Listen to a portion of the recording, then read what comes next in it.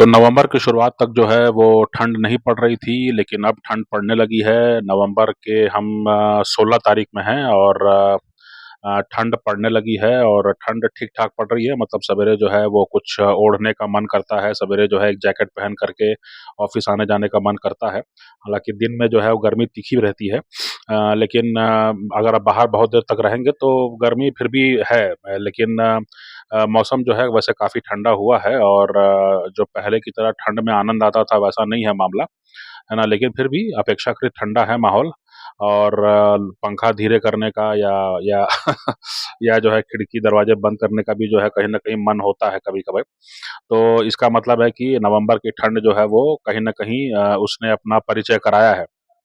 लेकिन हमें भूलना नहीं चाहिए कि अच्छा, ठंड की खबरों से ज़्यादा जो है वो दिल्ली का जो प्रदूषण है वो ज़्यादा खबर बना रहा है, पता नहीं क्यों? हर साल का मामला हो गया है कि दिल्ली जहाँ पर कि शीर्ष नेतृत्व है ना? चाहे हमारे जुडिशरी हो, चाहे हमारा पॉलिटिकल सिस्टम हो, चाहे हमारी ब्यूरोक्रेसी हो, है ना? लेकिन हर साल जो है वहाँ पर जो पॉल्यूशन है वही खबर बनाता है और दिल्ली का जो प्रदूषण है वो खत्म ही नहीं हो पा रहा है ना?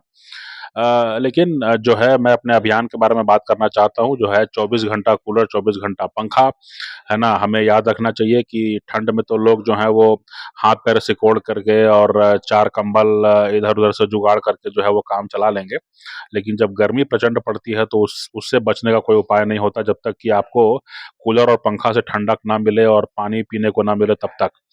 तो इसलिए ये बहुत ज़रूरी है कि जो है 24 घंटा कूलर, 24 घंटा पंखे का जो अभियान मैं चला रहा हूँ, उसमें आप लोग भी समर्थन करें और आप लोग भी अपनी सहमति दें, है ना? और गैर पारंपरिक ऊर्जा को जो है बहुत बड़े पैमाने पर जो है भारत में जो है लागू किए जाने की ज़रूरत है। प्रधानमंत्री का सूर्य घर योजना जो है उसको बहुत बड़े पैमाने पर जो है प्रोत्साहित करते रहने की ज़रूरत है, उसके बारे में बात करते रहने की ज़रूरत है, उसके बारे में जो है जनमत तैयार करते रहने की ज़रूरत है, जिससे कि भारत में जो है अगले मार्च 2025 तक जो है, इतनी गैर पारंपरिक ऊर्जा जो है वो उपजने लगे कि गरीब से गरीब आदमी के घर में भी जो है 24 घंटा पंखा, 24 घंटा कूलर जो है वो चलने लगे। जो लोग बाहर जाते हैं उनको भी कहीं बैठ कर के पंखा कूलर का जो है कुछ एक राहत दे पाएँ, वैसी सुविधा होनी चाहिए।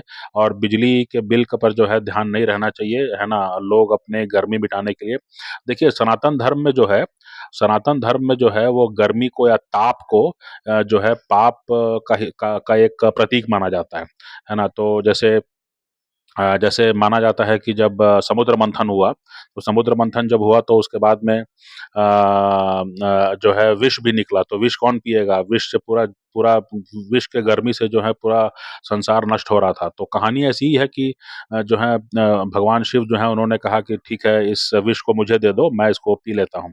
तो उन्होंने पी लिया और उसके बाद में जो है उसको अपने कंठ में रखा, चूँकि वो योग विद्या में माहिर थे, तो इसलिए जो है वो अपने कंठ में उन्होंने रखा, उसको नीचे भी नहीं जाने दिया, पेट में भी नहीं जाने दिया और उसको जो है माने अपने वहाँ पे स्थिर कर लिया, है ना? तो इससे उनका कंठ जो है नीला पड़ गया, वो उनका ग गर्मी से जो है कंठ नीला पड़ गया, है ना?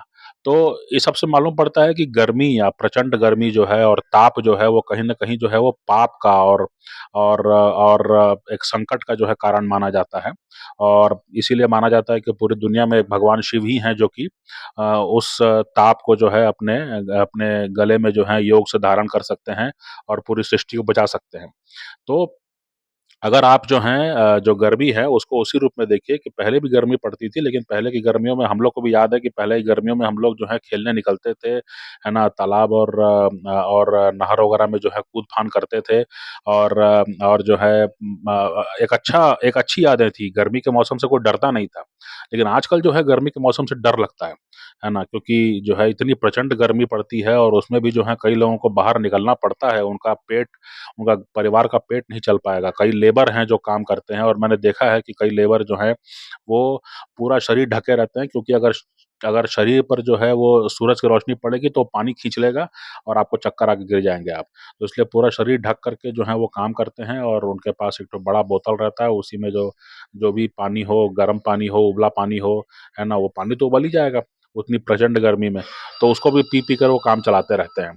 है ना? तो ये जो है मतलब अमानवीय स्थिति हो गई है ना? दुनिया भर में जो है अमानवीय स्थिति हो गई है और इसलिए जो है ये बहुत ज़रूरी है कि हम सब साथ में मिल कर के इस 24 घंटा पंखा, 24 घंटा कूलर वाले अभियान को हम लोग सब सफल करें और गैर पारंपरिक ऊर्जा के लिए जो है हम इतना ज़्यादा प्रयास करें और कि जो है सबको जो है इसका राहत मिले। जो भी थका-माँदा हो, जो भी जो है वो ऐसा लगे कि भई ये जो है अब थोड़ा गर्मी से शांति चाहिए उसको, तो वो कहीं पंखे और कूलर उसको नज़दीक मिल जाए और वहाँ पर जो है कोई ये ना पूछे कि यार बिजली हम जला रहे हैं और तुम मज़ा उठा रहे हो, तुम अपना पसीना सुखा रहे हो, ऐसी बात नहीं होनी चाहिए, है ना?